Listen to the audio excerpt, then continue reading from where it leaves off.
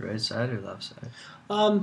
I mean, there are two ways to go about this, focusing on the left or right. So let's talk about it. We're going to go into trig identities. What we're going to do is I'm going to work with the left side here. But we could always rebuild from the right side. Maybe we'll build it from the left side and then see how we could have potentially done it on that right side.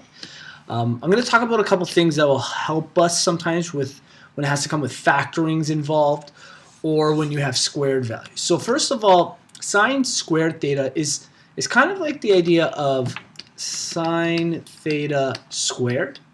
But instead of writing it sine theta squared like this, it sometimes looks like the angle's being squared when you write that, so that can be confusing. So they usually just put the squared value kind of attached to the actual trig identity.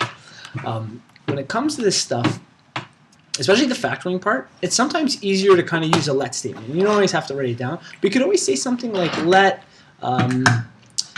sine theta equal s, let cos theta equals c, and then if it helps for the factoring part, you now have 2s squared minus 1 is equal to s squared minus c squared. This is a lot easier to see that this is a difference of squares here. So we could kind of work with that idea. This is almost a difference of squares. This 2 value is making it difficult. It would kind of be like root 2s plus 1 root 2s minus 1, both in brackets. I don't think either of those differences of squares are really going to help us here, so I'm going to change everything back. But this is just kind of like something to help when it comes to factoring. It's sometimes easier when not all those letters are there or the actual trig identity. Oh, yeah, I saw that for the other side. Yeah, for sure. So another thing we can do is you can actually just go about replacing ideas. So one of the identities that we know is that sine squared theta plus cos squared theta is equal to 1, right? I'm going to change this identity back so we're working with the same thing. So sine squared theta minus 1 equals sine squared theta minus cos squared theta.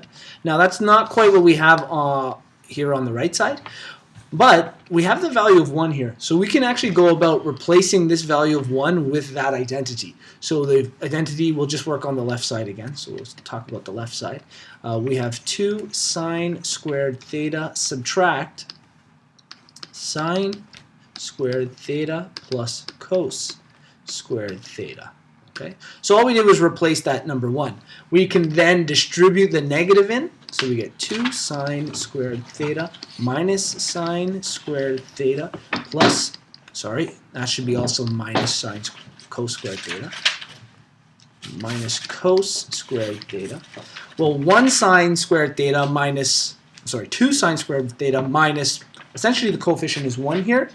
We're left with just sine squared theta and minus cos squared theta. And that is now equal to what our right side was.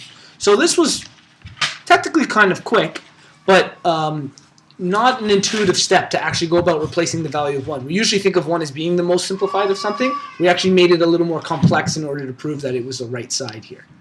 Confusing here is this thing here. So let's go back to those let statements. I'm going to turn this back into sine. I'm just going to use s for. So think of this like 2s squared minus s squared minus c squared. Okay? So this is the algebra of collecting our like terms. Here the coefficient here is a negative 1. So think of it like 2s squared minus 1s squared. Well, since the variables are the same, we just deal with the 2 coefficients. Oh. So the coefficient is 2 and 1. Well, 2 subtract 1 is just the value of 1. So we now have 1s squared, but we don't normally write the 1 in. I mean, you could. And then technically it's minus 1c squared, but we don't actually write those in. So it's s squared minus c squared. And this is where getting rid of that sine and cos makes it a little clearer. And then we can go back in with the let statement. Well, this is actually sine squared theta minus cos squared theta, which is exactly what our right side was in the very beginning.